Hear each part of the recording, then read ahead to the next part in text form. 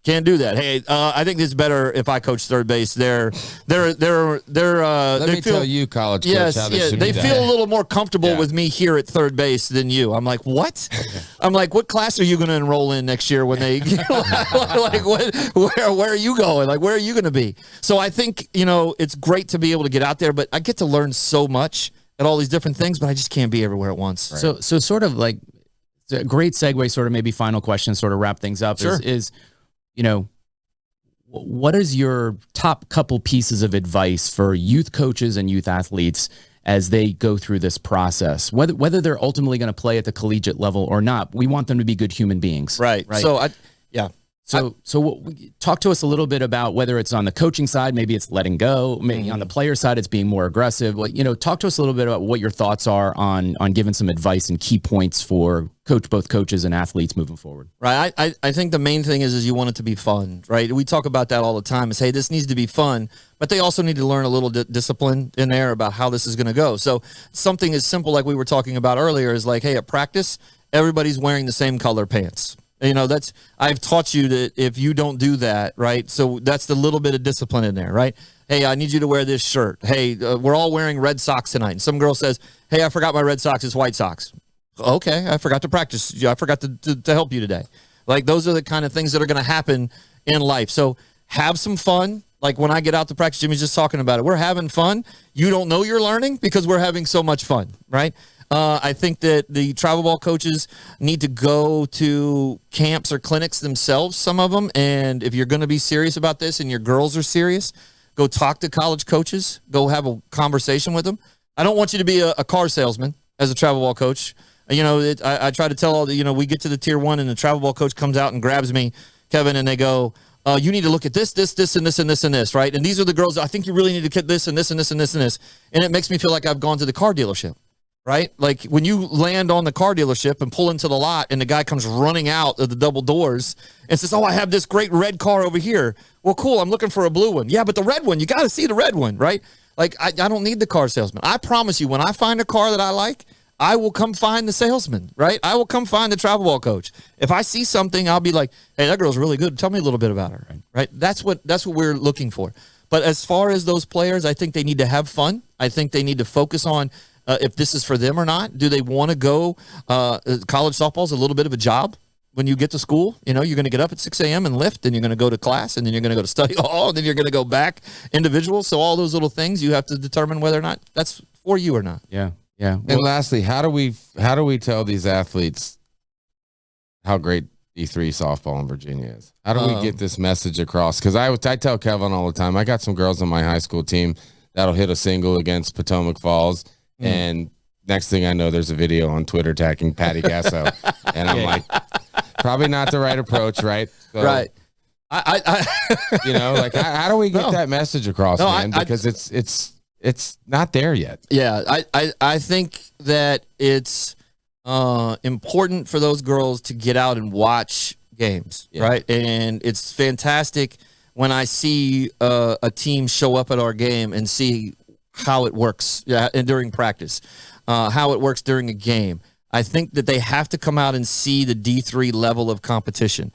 They don't believe it yet. They don't believe it. It's a stigma. Right. So, and they don't believe it. And they have to come out and understand and see on their own how good D3 is. It is hard to explain because last year when we played the D2, we always play up when we play our fall play date. We're in the game, right? We're in it. And you're playing. It's not like you're going to play somewhere else. We're in it. Right. So, we talk all the time. It's like, whether it's you guys or Brandon or Keith or you guys could go play some mid-major D1 games and all the time. Be just fine. Yes, and that's why it's just so competitive. I mean, Tech played that game here locally, and I know I had a bunch of girls go over there and say, we could compete in that game. Yeah. Not against maybe Tech, but against their opponent. Yeah, no, I mean, first of all, that was some bad weather. Yeah, that was some bad weather. Yeah, I tried to get them to play that game at Shenandoah. I told them the turf I told them the turf will save them. Yeah. But listen, Jason and Coke, the AD out there, and Mike did a good job of getting the field ready because it was some terrible weather out there. So, But that's the kind of things that they need to go see. Yeah. They pulled it off though, because the weather was bad. Yeah, it was bad. My field would have been fine, by the way. Well, Riverside's always. Well, they actually called me and said, "Hey, you got a field for us to play on?" Yeah. They called me first, and really? They were going to play at Osborne because they had seen the complex, and it's more set up like college than most of the high school fields. And I guess the Virginia Tech coach knows Jason Koch, the AD out there, so they just ended up going out there. Mike Corbin does such a good job with his program and getting things ready out there. So, well, I can't thank you enough for this hour flew by. Yeah, it really, really flew by. So.